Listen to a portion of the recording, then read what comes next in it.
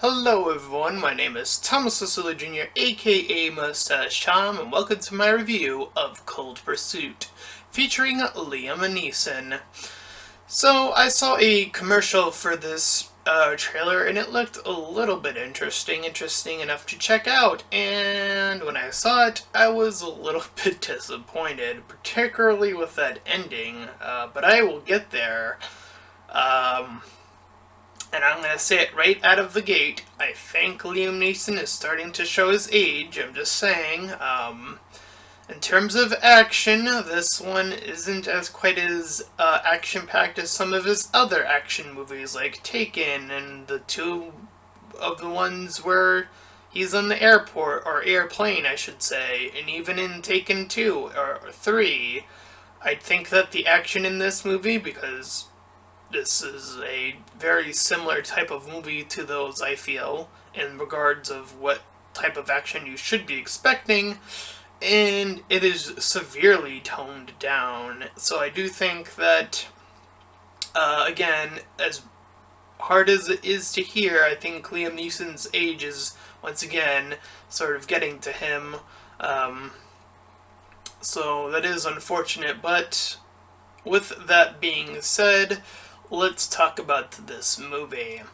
So, this movie starts with his character, whose name I believe is Cooksman, or his last name is Cooksman.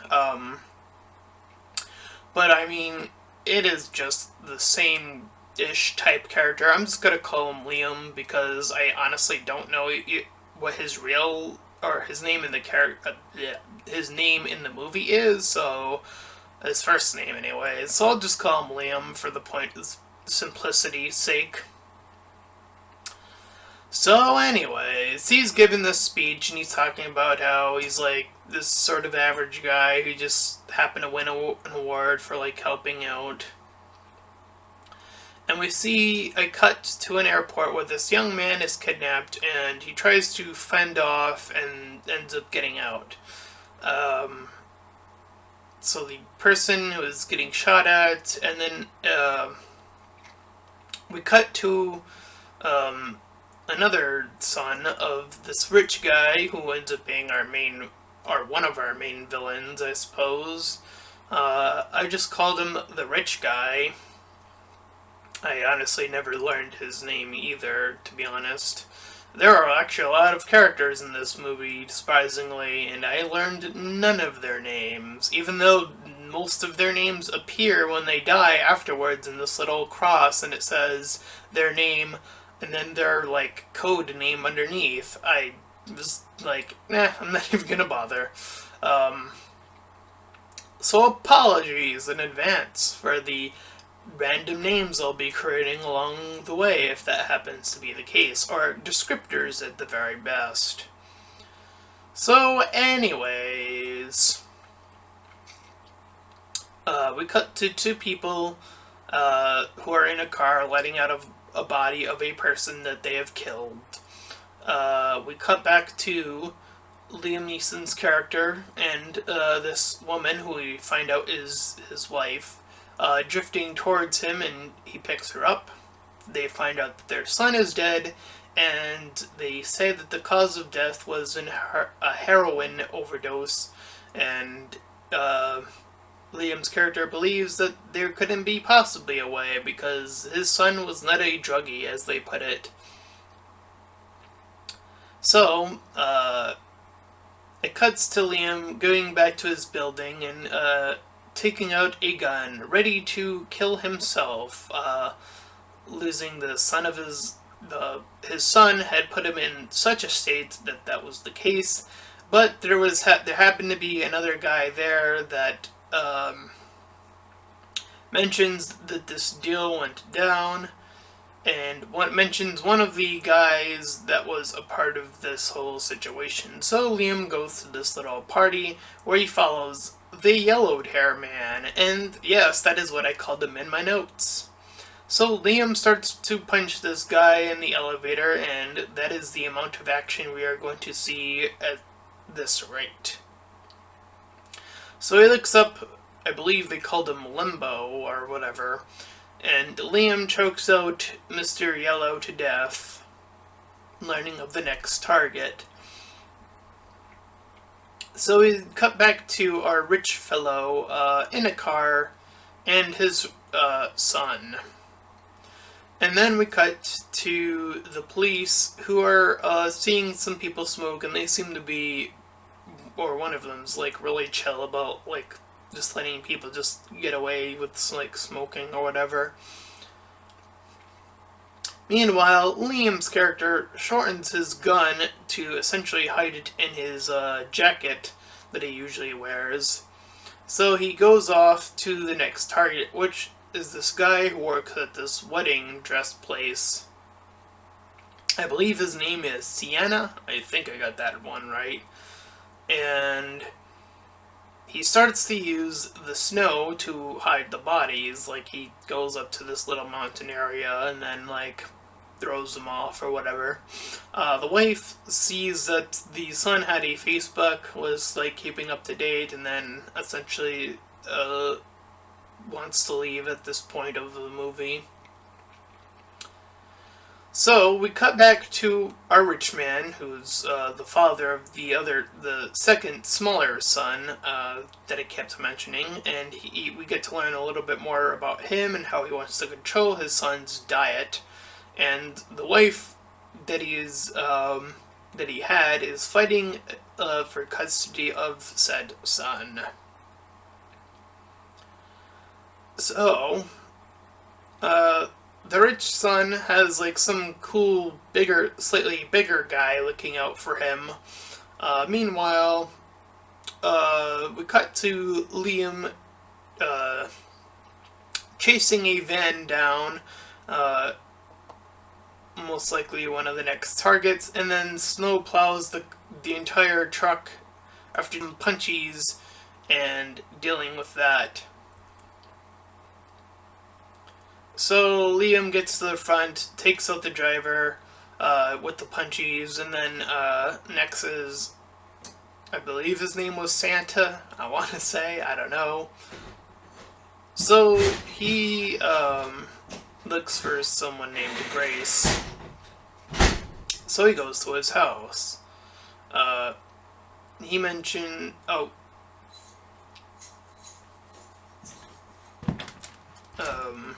sorry, I got a little lost in my notes there. So he goes to this guy that he knows, Brock. He's like this guy who was a former drug dealer, essentially, learning about all the other names of all the other guys. The main villain is called the Viking. I think that was accurate. So I think that's an easier name to that in my notes. Nonetheless, they're talking about this, and Viking is now getting mad because he's saying that more of his men are starting to end up dead. So we cut back to two men have this guy in the back, and they're getting ready to axe him off. And he gets brought into the Viking. And we see that, I believe the name was Baby Hawk, the one that just died. Because it shows the names after they die, so I could be accounting for that. Nonetheless, we now see that there are natives in this movie, which they call Indians, by the way. So this movie is probably dated before that change took place. Sorry for the bad cut. Anyways, as I was saying, that yes, that now this movie decided to introduce natives, as I was just saying. So, Liam gets to essentially see his body, the son of his body. Sorry, the body of his son. And from there, we see the cops chatting it up, and the female cop says that there is now a drug turf war that is happening, and Liam's character is stuck in the middle of it. So he heads back over to Brock to essentially buy in an assassin. So he passes by some of the natives that are there, and he talks to this assassin bringing in to the Viking, and he says that his name is the Eskimo and that he's this professional. And when he does this exchange, he is then taken and killed. Afterwards, the Viking and the cool bald guy that I mentioned, they are in the car. They get at it via kissing each other. Viking is a bisexual murderer, weed seller guy, it would turn out. Anyway, so Viking decides to visit Brock and then kills him. Thus, Liam kind of does a thing, paying respects, and the woman that this guy was with ends up leaving. So, we cut to the native group grieving because one of the people lost prior, one of the people that the other group killed. I forgot where this happened in the movie, but he was like hung on one of those like signs that tells you how far you needed to go. So they're mourning for a loss, and then later on they want revenge. So Viking drives off, seeing the ex kind of give him, his ex, the woman, kind of give him a hard time. So Liam Neeson's character somehow knows the location all of a sudden and does some recon of the he goes up and he sends a message to the native group saying where he is, and they end up killing a messenger. Meanwhile, Liam picks up the son of Viking, and the natives end up chasing him, and Viking is getting more and more angry, of course, finding out that his son got captured. We find out some other guy named Bone was killed. So the natives check out this motel-like area, and they manage to get in with their influence. Meanwhile, the Vikings' son talks with Liam, and they have a little moment. We cut to the natives looking around this reservation, and they start like messing around while their leader is like waiting.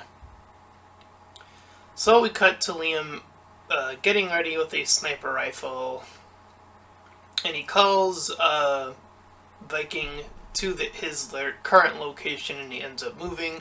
So he ends up bringing all his men to his place, and Liam gets an update from the plane, but there we go. Sorry, I noticed that it froze again. Apologies for any freeze or hiccups during this review, but I'm gonna keep on keeping on. So, he ends up going to his place, seeing all this stuff pile on. They go to his business location, and the natives are called by the cool bald guy. Liam gets down there and he hides out for a bit, pointing the sniper rifle, but then a gun is pointed to his head. He is pulled out, and he's almost killed, but the natives arrive just in time to start a shootout. So Liam is able to essentially hide out and push out one of his snow trucks, and a slew of men end up dying on both sides, which means various crosses are shown as this war breaks out. So the native leader ends up living and holds up a gun to Liam, who ends up also living. And the kid at some point, Viking's son, ends up exiting the area completely on his own volition. Liam then continues to just drive out into the snow, saying that he's going to continue to do his job, that being clearing the snow in the vicinity. And he then, in the ending of the movie, I kid you not, he ends up taking out one of the guys from Viking's group, one of the natives, I believe, or was it one of the... It was from one of the groups. One of the guys ended up like parachuting or paragliding, and Liam happened to catch him as he fell, and that is how the movie ends. And for a quote action movie, that is not the ending I was expecting at all. In fact, I would say that was probably one of the worst endings I've seen in a movie for a little bit. So, as I mentioned, this movie is kind of slow. The pacing is pretty slow. There are far too many characters. Like, this whole war thing happens like halfway through the movie. And Liam Neeson's character, again, just the pacing of it is far too slow. The action is not good enough. And the ending doesn't even feel fully resolved. We never know what happens to the kid of Viking. He just kind of fucks off the movie and then never comes back. We never learn of what comes of him. Liam's character ends up like killing this one random guy, and it's kind of like, okay, why did that even need to happen? And this all, of course, happening over the whole his son dying. It says that this is based off of a book, so I would hope that the book would have been a little bit more clear on some of these aspects. But as is, this movie, it doesn't just quite cut it. So I'm gonna go ahead and give this movie a 3 out of 10. It's not that good. Poor pacing, poor character development, poor action, poor resolution, poor ending, in another word.